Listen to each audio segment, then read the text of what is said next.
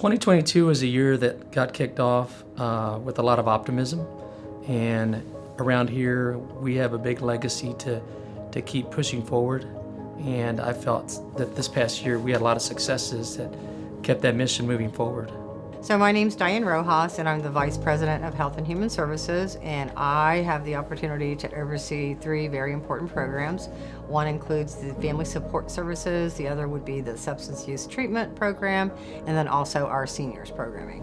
So 2022, I still view as being post-COVID, and so that was such a tumultuous time. Just everything was thrown at us in terms of many issues, many challenges that families were undergoing. So to kind of rise to that, occasion, if you will, and to really provide the interventions that were helpful in supporting families, it was amazing to see.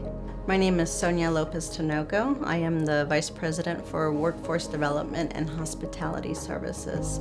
COVID brought out the need for additional digital literacy training for all individuals. We were stuck at home or stuck at work, and we only had to rely on our laptops or on our phones. So that identified a great need of training the individual to use the resources that they had.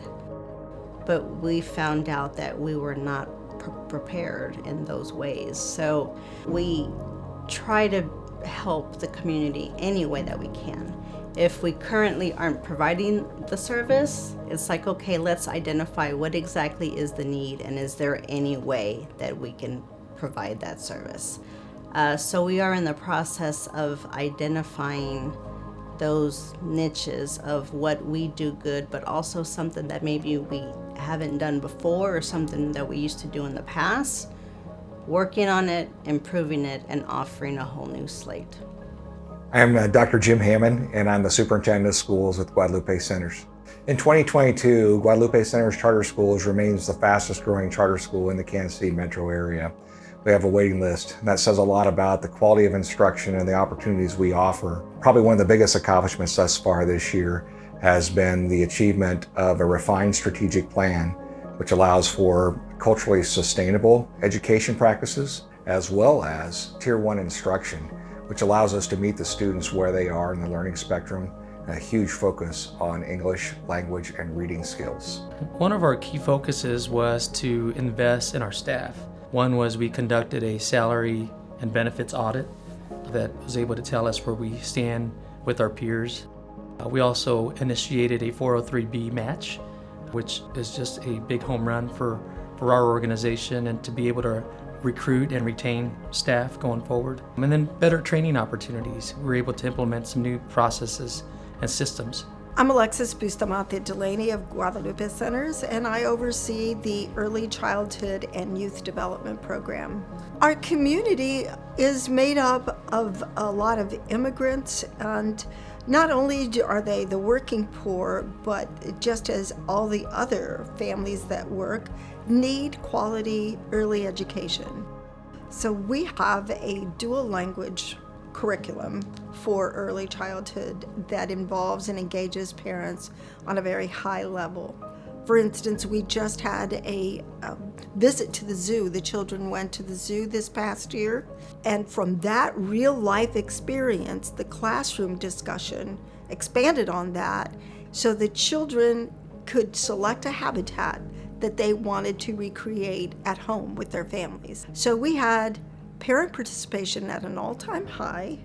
It was 100%. I think it's refreshing, enlightening for families, and then they're all the more dedicated to the fact that their child is able to have those conversations and name those items both in 2 languages.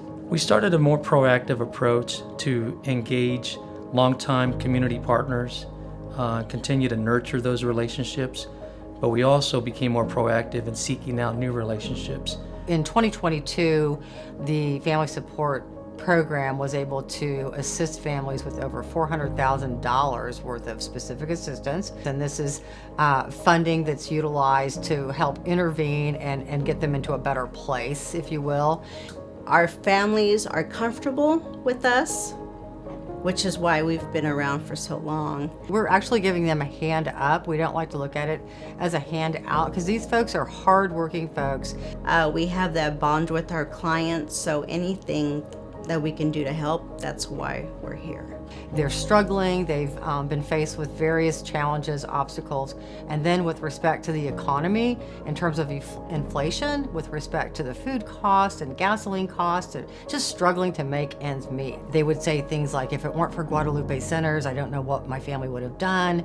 You guys were a lifeline to us when we thought that, there were no choices.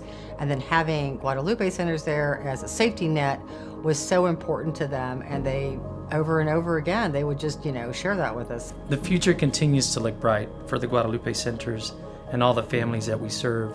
We want to make sure that families and that our community are aware of all the various resources that can be uplifting. For the students, I hope that they get a head start into preparation for kindergarten, that they enter kindergarten with all the enthusiasm and the skills that they need to be successful, and in both languages. The expansion of what we can do with technology is going to be really important for us moving forward. Our kids are moving very quickly in this age and have to be competitive. They need to leave our system with market value assets that will make them quality, employable individuals as they move past the Guadalupe Center's charter school system. For us, it's learning from the client, not just them learning from us. In 2022, we were able to set the foundation for a lot of critical programs and initiatives that in 2023 we'll be able to expand upon. The Guadalupe Centers has just celebrated its first 100 years of being in existence. By the way we are positioned now and the things we've put in place, I feel very strongly and confident that we will survive and get things going for another 100 years.